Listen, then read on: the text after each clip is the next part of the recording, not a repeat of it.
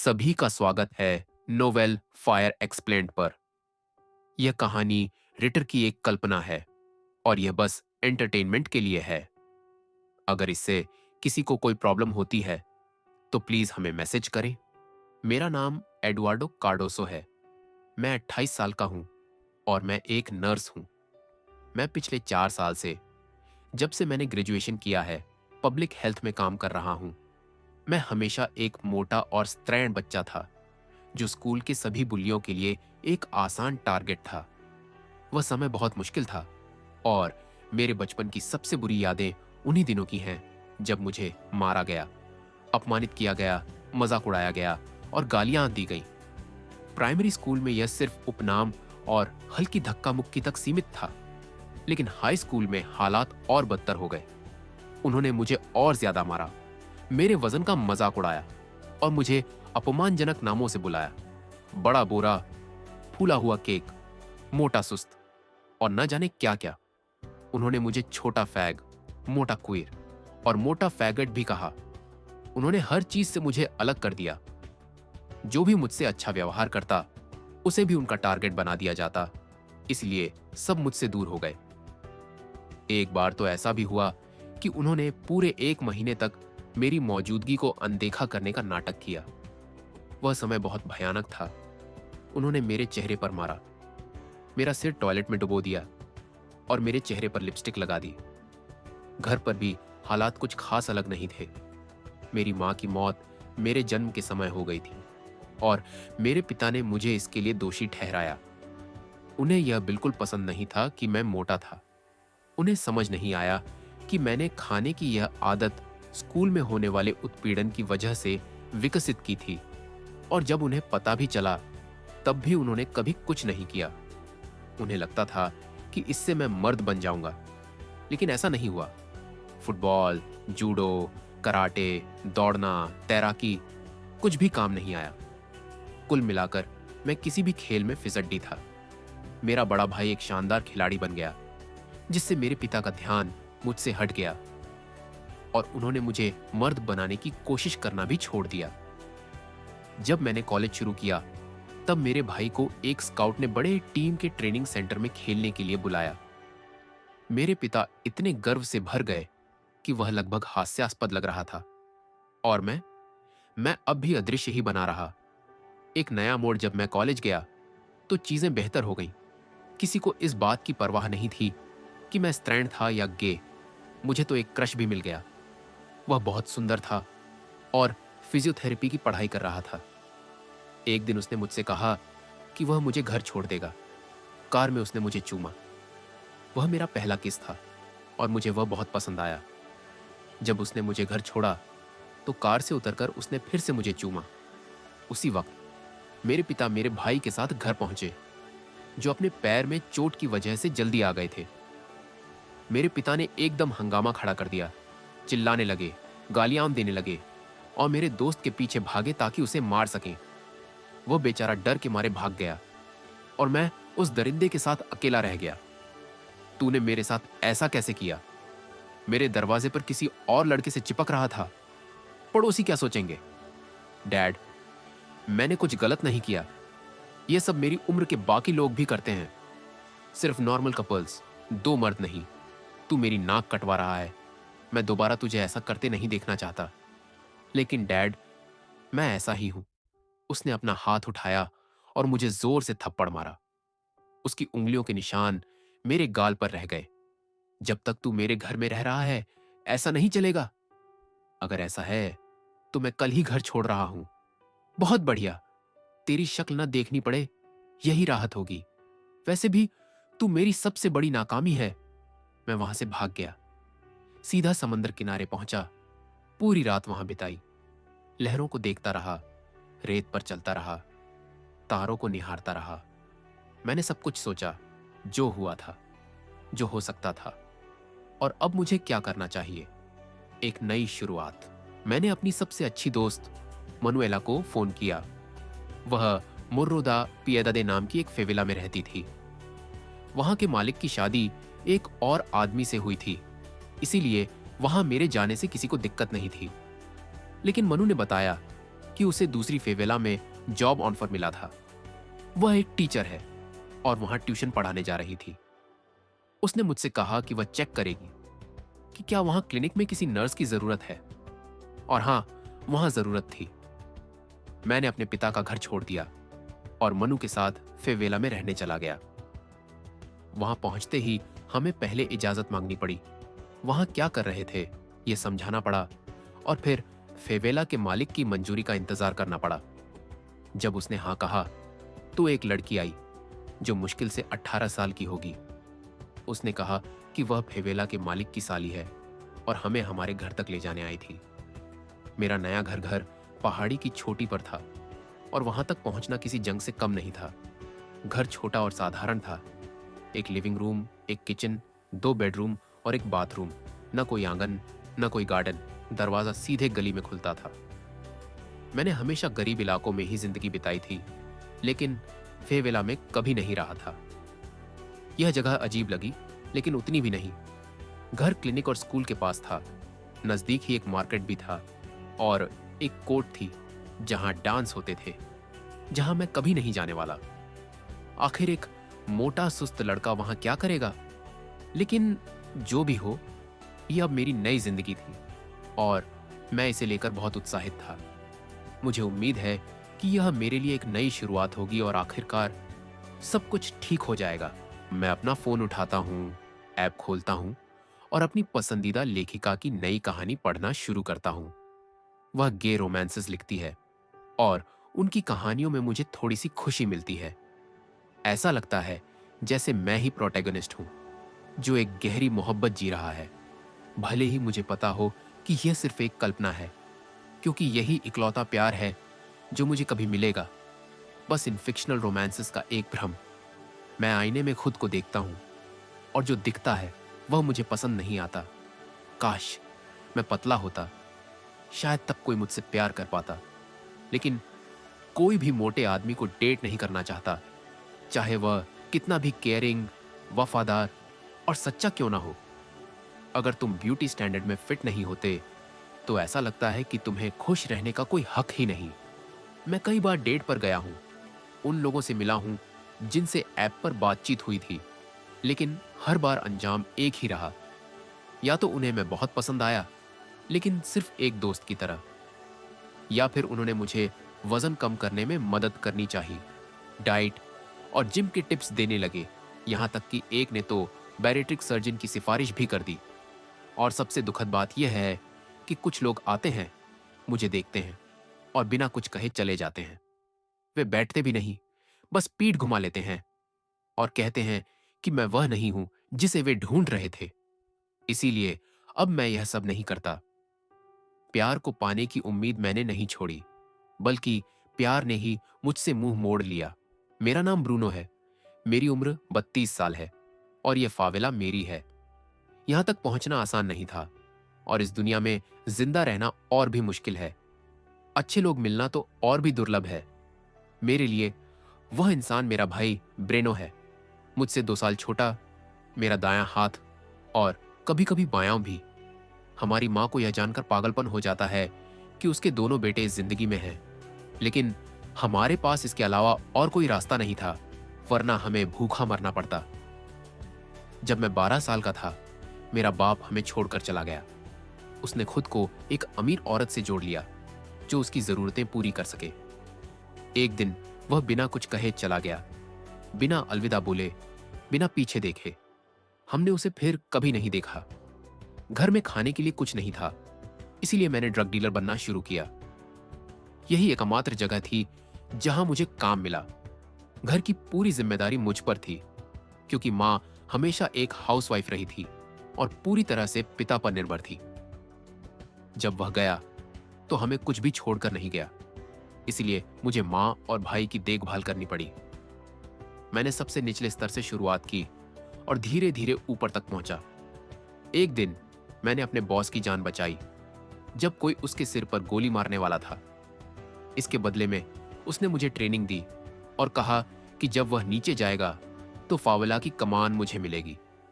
हमारे बीच न कोई बाप बेटे का रिश्ता था, न दोस्ती, बस एक बिजनेस डील थी। उसने सिखाया, मैंने सीखा और बस इतना ही। 3 साल हो गए जब पुराना आदमी मारा गया और मैंने कमान संभाल ली। शुरुआत में मुश्किलें आईं, लेकिन धीरे धीरे मैं इसे संभालने लगा।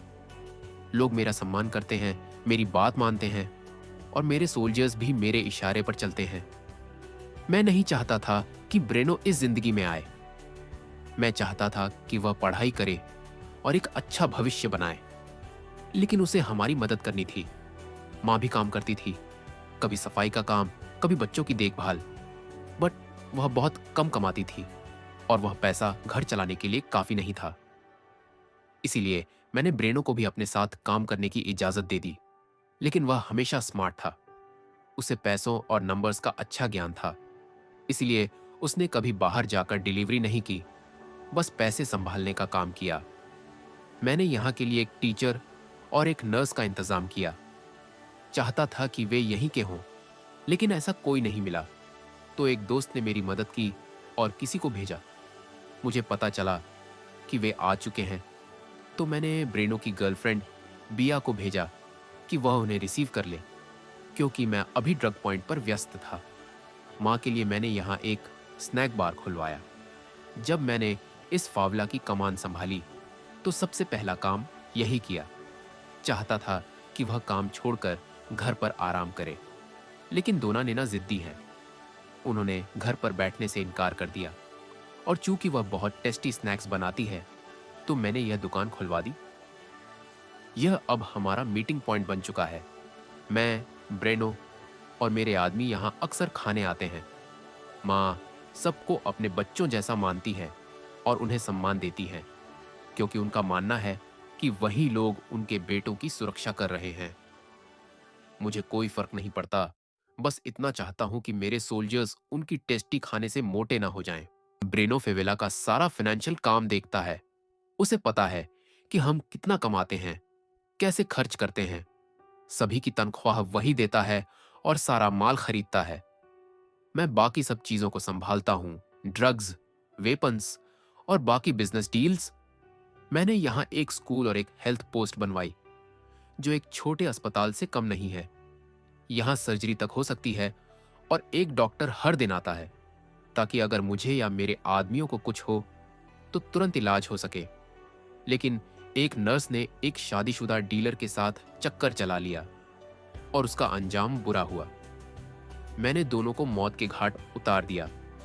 अब वे दोनों सीधा हेल में रोमांस कर रहे हैं। मैं ज्यादा पेशेंट इंसान नहीं हूं और किसी पर भरोसा नहीं करता, यहां तक कि खुद पर भी नहीं। इसीलिए मैं किसी औरत के साथ कोई रिलेशनशिप नहीं रखता। बहुत सी लड़कियां मेरी फेथफुल बनने को तैयार हैं, लेकिन मुझे उनमें कोई दिलचस्पी नहीं। जब जरूरत होती है, किसी को बुला लेता हूं और फिर वह चली जाती है। बस इतना ही। मुझे किसी से कोई और चीज नहीं चाहिए। मेरे पिता ने मेरी मां के साथ जो किया, वही कोई और लड़की मेरे साथ भी कर सकती है। इसलिए मैं किसी को भी मुझे धोखा देने का मौका नहीं देना चाहता। आज का काम खत्म करके मैं ब्रेनो के साथ मां के स्नैक बार गया। बिया से कहा कि वह नए रेजिडेंट्स को यहां लाए, ताकि मैं उन्हें देख सकूं और समझा सकूं कि यहां के रूल्स क्या हैं। जब बिया वापस आई, तो उसके साथ एक लड़की थी, जिसकी आंखें हल्की झुकी हुई थीं और उसके बगल में एक चबी गाय खड़ा था। ब्रूनो, ये मैनू है और ये एडुआर्डो। दोनों के मुंह से एक शब्द नहीं निकला। वे डर के मारे कांप रहे थे, खासकर वह मोटा लड़का, जिसने अपना सिर झुकाया हुआ था और पूरी तरह से थरथरा रहा था। सुनो तुम दोनों, मैंने कड़क आवाज में कहा, यहां हम गद्दारों को जिंदा नहीं छोड़ते।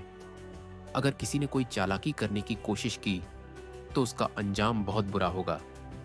नियमों का पालन करो, लोगों की इज्जत करो और किसी मुसीबत में मत पड़ो, तो यहां ठीक से रह पाओगे। अब भागो यहां से। कल से तुम दोनों को काम पर देखना चाहता हूं। मैंने यहां किसी को वेकेशन मनाने के लिए नहीं बुलाया। दोनों बिना कुछ कहे वहां से चले गए।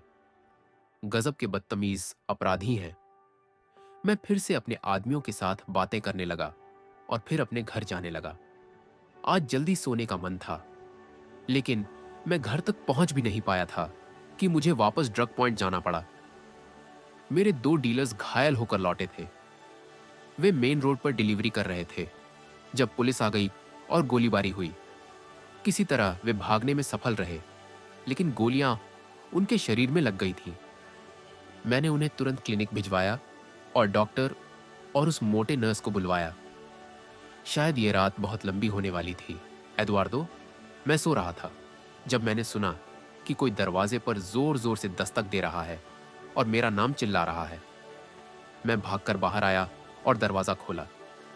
एक 15 साल का लड़का आया और बोला कि मुझे तुरंत भागना चाहिए क्योंकि एक घायल वॉलर है और ब्रूनो ने मुझे बुलाया है। मैं कमरे की तरफ दौड़ा, जल्दी से अपनी हरी वर्दी पहनी, अपना बैग उठाया और वहां पहुंचा। जब मैं पहुंचा तो डॉक्टर पहले से ही वहां थे और उन्होंने तुरंत मुझे आदेश देना शुरू कर दिया कि ऑपरेशन के लिए कमरे को तैयार किया जाए ताकि गोली निकाली जा सके। सब कुछ बहुत तेजी से हुआ, लेकिन ऑपरेशन के बीच में ही कुछ बहुत बुरा हो गया। डॉक्टर, क्या हो रहा है? मुझे नहीं पता, लेकिन स्थिति अच्छी नहीं लग रही। बहुत ज्यादा खून बह रहा है। इतना खून नहीं बहना चाहिए था। मैं खून का बहाव रोक नहीं पा रहा हूं। उसके अंगों ने काम करना बंद कर दिया है। हम उसे खो देंगे। डॉक्टर और मैंने पूरी कोशिश की, लेकिन हम खून रोक नहीं पाए और वह आदमी ऑपरेशन टेबल पर ही मर गया। साला, यह बहुत बुरा हुआ। ब्रूनो गुस्से से पागल हो जाएगा। मैं उसे क्या बताने वाला हूं? कसम से, यह बुरा फंस गया। ठीक है, नए लड़के, तू जा और परिवार वालों को और जो भी बाहर हैं उन्हें बता दे। मैं क्या कहूं? जो सच है वही कहा। हमने पूरी कोशिश की, लेकिन मरीज को बचा नहीं सके। मैं वहां से बाहर निकला। दिल में अजीब सा शक था, लेकिन हमारे पास सच में कोई और रास्ता नहीं था। हमने हर संभव कोशिश की थी। मुझे समझ नहीं आया कि डॉक्टर इतना डरा हुआ क्यों था। तो बोल मोटे, पेड्रो कहां है? वो कैसा है? ब्रूनो: भाई, भगवान के लिए, मेरा आदमी कैसा है? क्या मैं उसे देख सकता हूं? नंदा: मुझे बहुत अफसोस है मैडम, हमने पूरी कोशिश की, लेकिन दुर्भाग्य से मरीज बच नहीं सका। सब तरफ हंगामा मच गया। सब रो रहे थे और गैंग के लोग जानना चाहते थे कि क्या हुआ। ये कैसे हुआ यार? वो होश में था, बात कर रहा था, और अब तुम कह रहे हो कि वो मर गया। ब्रूनो: जैसे ही गोली निकाली गई, खून का बहाव बहुत तेज हो गया। हम कुछ नहीं कर पाए और खून को रोक नहीं सके। उसके अंगों ने काम करना बंद कर दिया और उसे कार्डियो रेस्पिरेटरी अरेस्ट हो गया। हमने उसे वापस लाने की पूरी कोशिश की, लेकिन माफ कीजिए। हे भगवान, लेकिन ऐसा कैसे? नंदा: क्या मरीज को कोई पहले से बीमारी थी? हाँ, कुछ हीमो कुछ, लेकिन उसने कहा था कि जब तक वो विटामिन लेता रहेगा सब ठीक रहेगा। तो अब समझ आया कि क्या हुआ। अगर हमें यह पहले से पता होता तो हम सही दवा देते। मरीज को हीमोफीलिया था, एक बीमारी जिसमें खून सही से जमता नहीं, जिससे खून बहना तेज और लंबे समय तक चलता है। ब्रूनो बहुत ध्यान से मेरी बात सुन रहा था और फिर गुस्से में मुझसे बात करने आ गया। अगर मेरे किसी और आदमी को उस ऑपरेशन रूम में खोया तो तुझे जमीन के नीचे घास खाते देखूंगा। सर, मुझे सच में बहुत अफसोस है। अच्छा है कि तुझे अफसोस है मोटे। ध्यान रखना, मैं तुझे देख रहा हूं। यह आदमी मुझे बहुत डराता है। मेरे पास एक आइडिया है ताकि मरीजों को इस तरह से ना खोना पड़े, लेकिन मुझे नहीं लगता कि अभी इस पर बात करने का सही समय है। मैं ये आइडिया डॉक्टर कार्लोस को दूंगा और वो खुद गैंग से बात कर लेगा। मुझे ब्रूनो और उसके आदमी पसंद नहीं। ये लोग मुझसे जिस तरह पेश आते हैं वो मुझे स्कूल की याद दिलाता है। मुझे मोटा कहकर बुलाया जाना नफरत भरा लगता है, लेकिन मैं कुछ कर भी नहीं सकता। ये जगह स्कूल जैसी ही है और मुझे स्कूल की यादें पसंद नहीं। मैं वापस अंदर गया, कमरे को साफ किया और उपकरणों को स्टरलाइज किया। डॉक्टर ने हमेशा की तरह सब कुछ मुझे ही करने के लिए छोड़ दिया। फिर मैं घर गया, नहाया और वापस क्लिनिक आया। डॉक्टर ने मुझसे मरीजों की ट्रायल्स करने के लिए कहा। मैंने जो हल्के केस थे उन्हें खुद ही निपटा दिया और डॉक्टर ने सिर्फ गंभीर मरीजों को देखा। मैंने आज तक इतना आलसी डॉक्टर नहीं देखा। मरीजों को देखने के बाद मैंने खून निकालने, आईवी लगाने और ब्लड प्रेशर चेक करने में मदद की। जाने से पहले मैंने डॉक्टर से अपने आइडिया के बारे में बात की। तुम चाहते हो कि मैं इन गैंग के लोगों का चेकअप करूं, टेस्ट करवाऊं और हर किसी की मेडिकल फाइल बनाऊं? क्यों परेशान होना? इन्हें मरने देना आसान नहीं होगा। ये अपराधी हैं, याद है ना? ये भी इंसान है, डॉक्टर। हमने शपथ ली थी, याद है? और वैसे भी ये लोग ही तो हमारी तनख्वाह भरते हैं। ठीक है, मैं ब्रूनो से बात करूंगा। मुझे नहीं पता क्यों, लेकिन मुझे शक है कि उसने ये सिर्फ इसीलिए कहा ताकि मैं फिर से ये मुद्दा ना उठाऊं। मुझे पूरा भरोसा है कि वो ब्रूनो से बात नहीं करेगा। मैंने ब्रूनो के बारे में लोगों से पूछताछ की। सबने एक ही बात कही, वो ज्यादा धैर्यवान नहीं है, ज्यादा बात नहीं करता और उसके दोस्त बहुत कम हैं। लोग उससे डरते भी हैं, लेकिन जो वो पब्लिक के लिए करता है उसकी इज्जत भी करते हैं। मुझे ये अजीब लगा। वो गैंग का लीडर है, लेकिन किसी ड्रग लॉर्ड जैसा नहीं लगता। ना टैटू, ना पियर्सिंग, ना ईयरिंग। जो भी हो, उसकी लीडरशिप अच्छी लगती है। शायद मैं अपने आइडिया के बारे में उससे बात कर सकता हूं। हालांकि मुझे पता है कि पूरा काम मुझे ही करना होगा, लेकिन फिर भी मैं इसे करना चाहता हूं। यहां क्लिनिक में एक और नर्स है, लेकिन वो डॉक्टर जैसी ही निकली। जब से मैं आया हूं, सारा काम मुझ पर छोड़ दिया जाता है। मुझे कोई दिक्कत नहीं, मुझे काम पसंद है। इससे मैं खुद को उपयोगी महसूस करता हूं। लेकिन वो चुड़ैल सिंथिया मुझसे जलने लगी क्योंकि मरीज मेरी तारीफ करने लगे। मुझे गिफ्ट, केक, पेस्ट्री और मिठाइयां देने लगे। यहां तक कि मुझे एक बिल्ली भी मिली जिसका नाम मैंने बोटोस रखा। पता नहीं ये नाम कहां से आया, लेकिन मुझे क्यूट लगा। सिंथिया हमेशा रूखी और बदतमीज थी, खासकर बुजुर्ग मरीजों के साथ। जब उसे दिखा कि मरीज मेरी तरफ ज्यादा आ रहे हैं, तो उसने भी अच्छी बनने की कोशिश की, लेकिन किसी को वो पसंद नहीं थी। मरीजों ने उसे दिखाने के बजाय लेकिन मेरा इंतजार करना पसंद किया। इससे वो सांप और ज्यादा जलने लगी। मुझे पता है कि अब वो मुझे परेशान करने की कोशिश करेगी। मुझे सतर्क रहना होगा। ब्रूनो। मैं अपनी माँ के डाइनर में अकेले बैठा चिल कर रहा था। बस एक कप कॉफी लेने आया था। जैसे ही मैं निकलने वाला था, बिया अपनी 2 फ्रेंड्स के साथ आ गई। मैं उनकी बातों को अनजाने में सुनने लगा। सच में, गर्ल्स, इस ऑथर की नई फिक बहुत जबरदस्त है। कुछ सीन तो इतने हॉट हैं कि अंडरवियर गीली हो जाए। क्या बकवास है ये? क्या मेरे भाई को इस गंदगी के बारे में पता है? हाँ, मैं मानती हूं। गर्ल, अब तो मैं 2 लड़कों के रोमांस वाली कहानियां पढ़ने की एडिक्ट हो गई हूं। और तुम मुझसे कह रही हो इस मोरो के मालिक वाला कैरेक्टर तो बहुत ही हैंडसम और सेक्सी है, और वो उस क्यूट लड़के के लिए पूरी तरह से विप्ट है। आह, मैं तो बस इंतजार नहीं कर सकती कि वो दोनों साथ आए और शादी कर लें, फिर मिलकर मोरो को रूल करें। यस, तीनों ने एक साथ कहा। ये कैसी पागलपंती की बातें हो रही हैं? मैंने कभी किसी के ड्रग लॉर्ड के बारे में नहीं सुना जो मोरो का मालिक हो। हाय गर्ल्स, इतनी चीख पुकार का कारण जान सकता हूं। बिल्कुल आंटी नैना, ये देखिए, एक ऐप है जहां रोमांस स्टोरीज पढ़ने को मिलती है। हर तरह की स्टोरी यहां है। मैंने देखा कि मेरी माँ इसमें इंटरेस्टेड हो गई और लड़कियों ने उन्हें ऐप का नाम और उसके बुक के बारे में बता दिया जिसे वे पढ़ रही थी। खैर, मैं इस बकवास को पढ़कर देखूंगा कि ये आखिर है क्या चीज। मैंने ऐप डाउनलोड किया, स्टोरी खोजी और पढ़ने ही वाला था कि तभी वो मोटा नर्स आकर मुझे परेशान करने लगा। सुनिए ब्रूनो, क्या मैं आपसे बात कर सकता हूं? तुम पहले से ही बात कर रहे हो, मोटे। जो कहना है कहो। मैंने देखा कि उसके चेहरे पर गुस्से की लहर दौड़ गई, लेकिन वो स्मार्ट था, कुछ नहीं बोला। मुझे पता है कि डॉक्टर कार्लोस ने आपसे बात की होगी, लेकिन मैं सच में मानता हूं कि ये आइडिया आपके आदमियों की जान बचाने में मदद कर सकता है। क्या बकवास कर रहा है ये? डॉक्टर ने तो मुझसे कुछ कहा ही नहीं। कौन सा आइडिया? एक हेल्थ फेयर करना, जहां आपके सभी आदमियों का हेल्थ चेकअप हो। हम उनकी मेडिकल फाइल्स बनाएंगे, रूटीन टेस्ट करेंगे ताकि किसी भी प्री एग्जिस्टिंग कंडीशन का पता लगाया जा सके।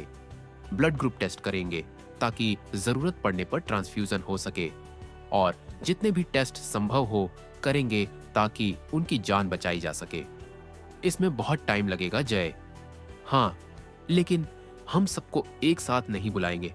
हर दिन सुबह 5 लोग और शाम को 5 लोग आ सकते हैं। मैं पर्सनली सबका ध्यान रखूंगा। ठीक है, इसे जल्दी पूरा करो। धन्यवाद। जैसे ही वो जाने लगा, मेरी माँ की एक पुरानी दोस्त आई और सीधे जाकर उस मोटे को गले लगा लिया और उसके गाल खींचने लगी। काफी हंगामे के बाद उन्होंने उसे छोड़ दिया। अरे ब्रूनो, बेटा, सबसे अच्छी चीज जो तुमने की वो थी इस लड़के को मोरो में लाना।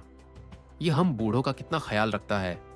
बड़ा ही धैर्यवान और केयरिंग है सबके लिए। हम यहाँ हैं डोना लॉर्डेस। बिल्कुल सही बेटा। अब क्लिनिक में हमें इंसानों की तरह ट्रीट किया जाता है। डूडू सबसे अच्छा नर्स है। तुम्हें इसे प्रमोशन देना चाहिए।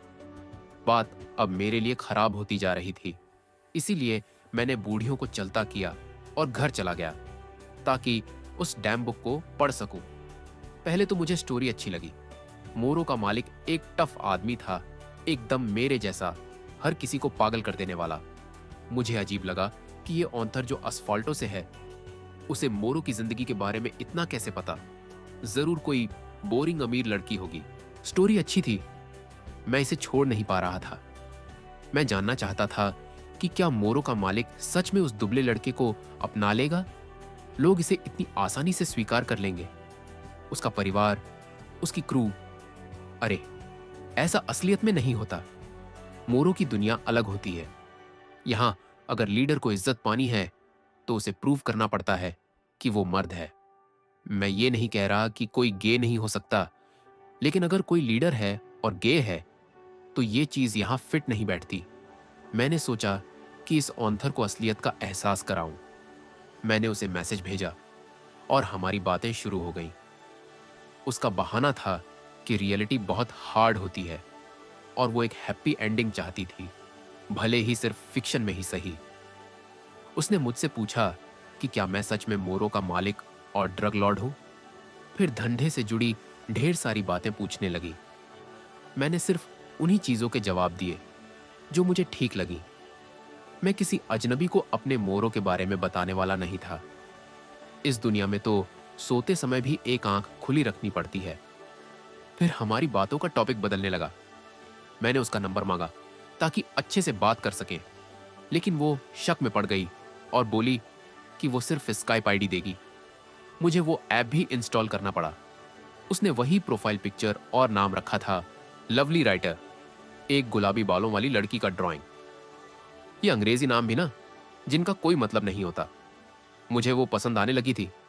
मुझे लगा वो कूल है। मैंने तय कर लिया कि उसे और जानूंगा। थोड़े दिन बाद मैं उससे उसकी फोटो मांगूंगा या मिलूंगा। 2 हफ्ते बीत गए और मैं हर सुबह उसे गुड मॉर्निंग मैसेज भेजता।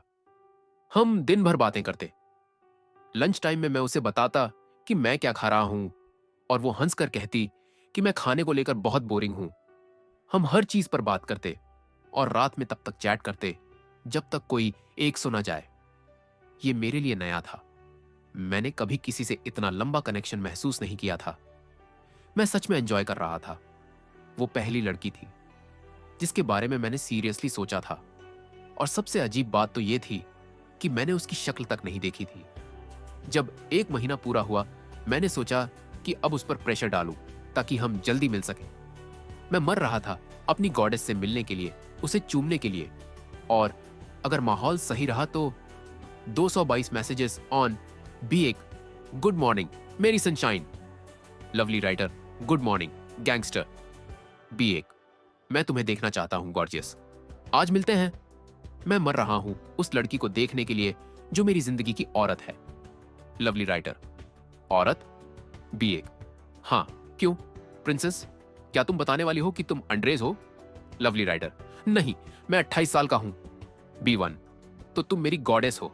चलो आज मिलते हैं, बताओ कहां आऊं? लवली राइटर, मैं औरत नहीं हूं, मैं आदमी हूं। बी वन, क्या? तुमने पहले क्यों नहीं बताया? लवली राइटर, मुझे लगा ये तो साफ था मेरे लिखने के कंटेंट से। लवली राइटर, अरे हो क्या गया, कुछ बोलोगे भी? अबे, मैं इतने दिनों से एक लड़के से बातें कर रहा था। तो अभी के लिए एपिसोड खत्म होता है, मिलते हैं इसके और एपिसोड्स के साथ। अच्छा, क्या आपको यह एपिसोड पसंद आया? कमेंट में बताना